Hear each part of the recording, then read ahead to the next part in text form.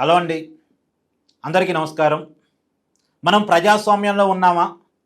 ప్రజలు ఎన్నుకున్న ప్రభుత్వాలే మన పరిపాలిస్తున్నాయా? ప్రజల కోసమే పరిపాలిస్తున్నాయా? లేదు అంటే రాచరికంలో మనం ఉన్నామా? ఒక రాజు పరిపాలించడం, ఆ రాజు తన నియంతృత్వంలో ఎవరిని ఎలా పడితే అలా ట్రీట్ చేసే సమాజంలో ప్రజల్ని నిర్బంధించి ప్రజల్ని వెంటాడి వేటాడి ఇబ్బంది పెట్టేటువంటి సమాజంలో మనం ఉన్నామా? అంటే నిన్న జరిగిన ఒక సంఘటన, ఖమ్మం జిల్లా ఖమ్మం అర్బన్ ప్రాంతం వెలుగుమట్ల గ్రామంలో, అక్కడ భూదాను భూముల్లో నివాసం ఉండేటువంటి, అంటే ఖమ్మం ఈనాడు ఆఫీస్ దాటిన తర్వాత ఖమ్మం కలెక్టరేట్ కంటే ముందే ఉండేటువంటి ప్రాంతం, చాలా విలువైన ప్రాంతం. అక్కడ భూదాను భూముల్లో ప్రజలు నివాసం ఉంటున్నారు కదా, కొన్ని సంవత్సరాలుగా ఉంటున్నారు, ఎప్పటి నుంచో ఉంటున్నారు. అవి ప్రజలకి పంచబడ్డ భూములు, పేదలకు పంచబడ్డ భూములు, లీగాలిటీ ఉంది, కోర్టు ఆదేశాలు ఉన్నాయి, అవి వాళ్ళవే అని చెప్పడానికి.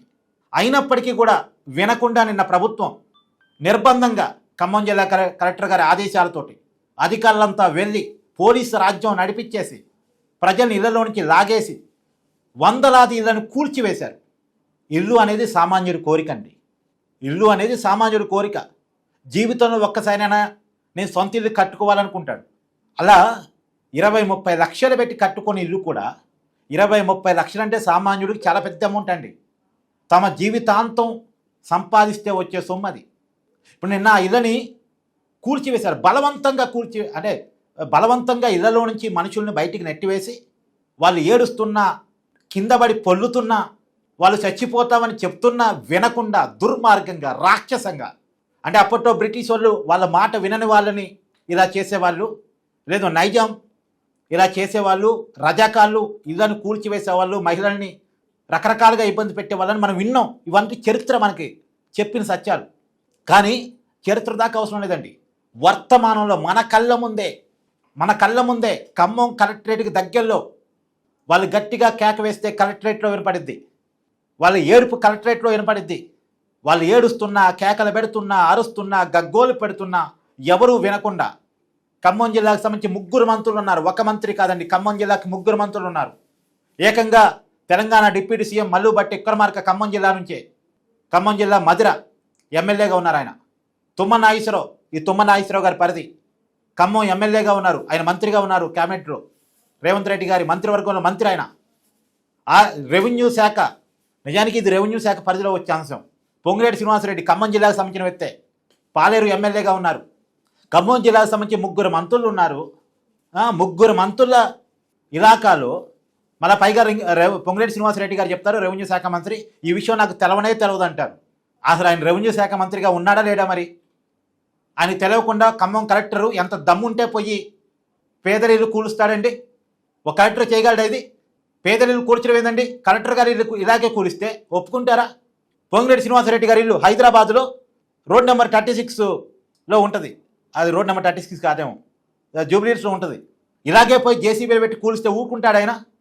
ఖమ్మం జిల్లాలో ఆయనకు పెద్ద ఇల్లు ఉంది పొంగిరెడ్డి శ్రీనివాసరెడ్డి గారికి, ఆయనకు క్యాంప్ ఆఫీస్ ఉంది. ఇలాగే పోయి కూలిస్తే ఊరుకుంటారా? తుమ్మల నాగేశ్వరరావు గారు ఇలాగే కూలిస్తే ఊరుకుంటారా? రేవంత్ రెడ్డి గారికి జూబ్లీహిల్స్లో చాలా పెద్ద ఇల్లు ఉంది, పోయి ఇలాగే కూలిస్తే ఊరుకుంటారా? వాళ్ళకి ప్యాలెస్లు ఉంటాయి, ఆ ప్యాలెస్లు గోడ కూలిస్తే కూడా ఊరుకోరు.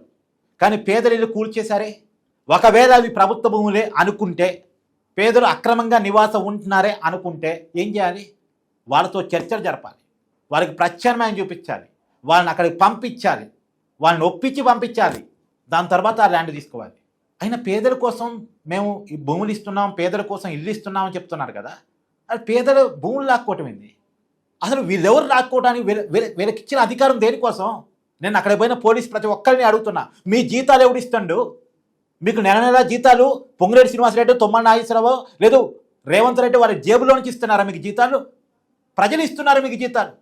ప్రజల్ని ఇబ్బంది పెట్టడానికి అది మీకు జీతాలు ఇస్తుంది, పాలకులకి సెల్యూట్లు కొట్టడానికి అది మీకు జీతాలు ఇస్తుంది. అధికారులకైనా, కలెక్టర్ గారికైనా, పోలీసు అధికారులకైనా, చివరికి ఈ మంత్రులకైనా, ఎమ్మెల్యేలకి, ప్రభుత్వ అధికారులకి, అనధికారులకి జీతాలు ఇస్తుంది, వాళ్ళని పోషిస్తుంది ప్రజలు. తమకేదో మంచి చేస్తారని పోషిస్తున్నారు, తమని నిర్బంధిస్తారని, తమ మీదే కేసులు పెడతారని, తమ మీదే రాక్షసంగా ప్రవర్తిస్తారని, తమ ఇల్లే కూల్చివేస్తారని, మహిళల్ని బయటికి నెట్టివేస్తారని కాదు. ఒక మహిళ ఏడ్చినందుకు మహాభారత యుద్ధం నడిచింది. ఒక మహిళను ఇబ్బంది పెట్టినందుకు. నిన్న ఎంతమంది మహిళలను ఇబ్బంది పెట్టారు? ఆ ఇళ్లలో ఉన్న మహిళని రోడ్డు మీద పడేసి పోలీసు రాజ్యం నడిపించేసి ఇల్లు కూల్చివేస్తారా? ఎంత దమ్ముంటే అలా చేస్తారు. ఎవరు వీళ్ళు అసలు? ఎవరిచ్చాడు వీళ్ళకి హక్కు? ప్రజల ఇళ్ళని ఖాళీ చేపించడానికి, పేదల ఇల్లు కూర్చడానికి ఎవరిచ్చాడు వీళ్ళకి హక్కు? అసలు వీళ్ళకి అధికారం వచ్చింది దీనికోసమా? ఏంటి ఈ రాజరికం? మనం ప్రజాస్వామ్యంలో ఉన్నాం. ప్రజలు తమకు సర్వీస్ చేయడానికి అధికారం ఇచ్చారు. నిజానికి దురస్కరం ఏంటంటే అండి, బీఆర్ఎస్ పార్టీ ఏమైపోయింది? ఉందా తెలంగాణలో? ఉన్నాడా కేటీఆర్? ఎక్కడున్నాడు? ఎక్కడ నిద్రపోతున్నాడు? పోవాలిగా, పోయి మాట్లాడారు కదా. ప్రతిపక్ష పార్టీ ఉంది దేనికోసం? ప్రభుత్వం తప్పులు చేస్తుంటే ఎత్తి చూపించడం కోసం, ప్రజల తరపున పోరాటం చేయడం కోసం.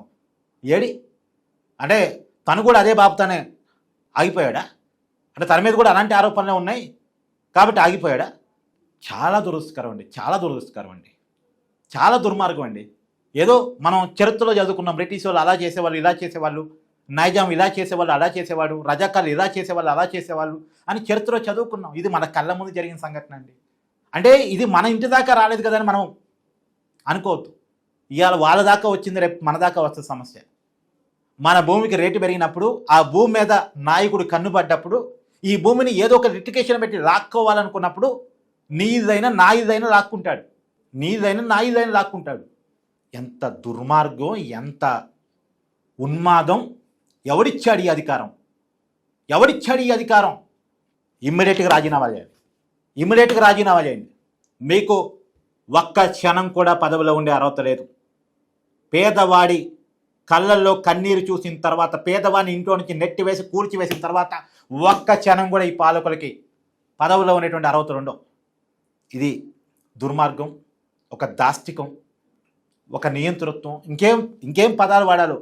ఇప్పుడు ఏదైనా కావచ్చండి. ఇప్పుడు వాళ్ళు చెప్తున్నారు ఇది భూదాన భూములు, మాకు పంచిపెట్టిన భూములు, మాకు లీగాలిటీ ఉంది, మేము మున్సిపాలిటీ పన్ను కడుతున్నాము, మేము నేల బిల్లు కడుతున్నాము, వాళ్ళు చెప్తున్నారు. వాళ్ళు చూపిస్తున్నారు డాక్యుమెంట్. ఒకవేళ డాక్యుమెంట్ లేవండి, అక్రమంగానే ఉంటున్నారు అనుకుందాం. ఇల్లు కట్టేటప్పుడు నిద్రపోతున్నారా వీళ్ళంతా? ఈ అధికారులు ఇల్లు కట్టేటప్పుడు నిద్రపోతున్నారా? ఇల్లు కట్టేటప్పుడు నోరు మూసుకొని కూర్చున్నారా? ఇప్పుడు ఇల్లు కట్టిన తర్వాత ఇది అక్రమంగా కట్టాడు, అక్రమంగా నివాసం ఉంటున్నాను కూర్చివేయడానికి మళ్ళీ ప్రభుత్వం చెప్పొచ్చు ఇక్కడ కొంతమంది అక్రమార్కులు ఉన్నారు ఉంటే వాళ్ళ వరకు ఖాళీ చెప్పేయండి. మొత్తం పేదల్ని 600 కుటుంబాలు ఏమంటున్నారు, వందలాది కుటుంబాన్ని రోడ్డు మీద ఎందుకు పడేశారు? నిన్న తెలంగాణలో 2 సంఘటనలండి. ఒకటి, నలుగురు మావోయిస్టులు లొంగిపోయారు. చాలా పెద్ద పెద్ద నాయకులు లొంగిపోయారు. మావోయిస్ట్ పార్టీ దేశ ప్రధాన కార్యదర్శి లొంగిపోయాడు నిన్న తెలంగాణలో. డీజీపీ గారు ప్రెస్ మీట్ పెట్టారు. ఇక మావోయిజం తెలంగాణలో బంద్ అయిపోయింది, మావోయిస్ట్ పార్టీ క్లోజ్ అయిపోయింది అన్నాడు.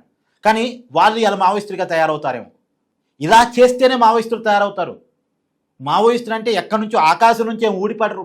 ఈ వ్యవస్థలో బతికే అవకాశాలు ఇవ్వకపోతే, ఈ వ్యవస్థలో అసలు మనుషుల్లాగా చూడకపోతే, కులం పేరుతోనో మతం పేరుతోనో లేదో ఇంకో పేదరికం వలనో వివక్ష గురి చేస్తే, పెద్దవాడు చిన్నవాడిని తొక్కేస్తే వాడు ఆవేశంతో తుపాకీ పడతాడు. అసమానత లేని సమాజం కోసం పోరాటం చేస్తాడు. వాడు తుపాకీ పట్టడం తప్పనాలి అంటే ముందు వాడి ఆవేశాన్ని ప్రభుత్వం చూడగలగాలి, వాడి ఆవేదన ప్రభుత్వం వినగలగాలి. వాడి ఆవేదన ప్రభుత్వం విన్నప్పుడు వాడు ఆవేశంగా వెళ్ళిపోతాడు. మావోయిస్ట్ పార్టీ ఇప్పుడు నిన్న క్లోజ్ అయింది మనం అనుకున్నాం, కానీ మళ్ళీ తెలంగాణలో పుట్టబోతుంది. ఇదే తెలంగాణ నుంచి పుట్టబోతుంది.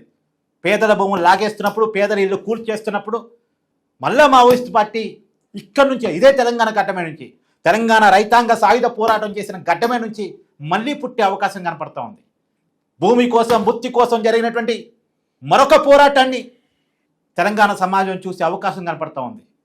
గాంధీ విగ్రహం కోసం 450 కుటుంబాన్ని రోడ్డు మీద పడేస్తారు. ఎవరికి కావాలి మూసి ప్రచారణ? ఎవరి కోసం? గాంధీ గారు అడిగారు బొమ్మ పెట్టమని.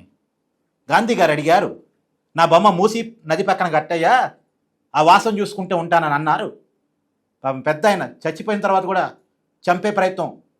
ఉన్న బుద్ధుడి విగ్రహం పాపం నాకు తెలిసి ఆ బుద్ధుడి విగ్రహానికి కనుక నోరుంటే మీకు దండం పెడితే నన్ను ఇక్కడ నుంచి తీసేయండి అంటది. దండం పెడితే ఇక్కడ నుంచి నన్ను తీసేయండి అంటది ఆ బుద్ధుడి విగ్రహానికి కనుక మాట ఉంటే. ఎవడు అడిగాడని కడుతున్నారు గాంధీ విగ్రహం? పేదరిల్లు కూల్చేసి, సామాన్యులు కూల్చేసి. అంటే సామాన్యులు అంటే ఇంత లోక్యం ఎందుకు అసలు? ఓటేసేటప్పుడు ఓటరే దేవుడు అన్ని రాజకీయ పార్టీలు. నేను ఇక్కడ రేవంత్ రెడ్డి గారిని మాత్రమే టార్గెట్ చేస్తున్నాను, కాంగ్రెస్ పార్టీని మాత్రమే టార్గెట్ చేస్తున్నాను కాదు, ఏ రాజకీయ పార్టీలైనా టార్గెట్ చేస్తాను నేను. ఇదే ఛానల్లో రేవంత్ రెడ్డి గారు మంచి చేసినప్పుడు మంచి చేశాడని చెప్పాను నేను. రేవంత్ రెడ్డి గారు ఎన్నికల్లో గెలవబోతున్నాడని చెప్పాను నేను. ఇప్పుడు రేవంత్ రెడ్డి ప్రభుత్వం తప్పు చేస్తున్నప్పుడు, పేదల మీద పడ్డప్పుడు పేదల తరపున, ప్రజల తరపున మాట్లాడుతున్నా నేను.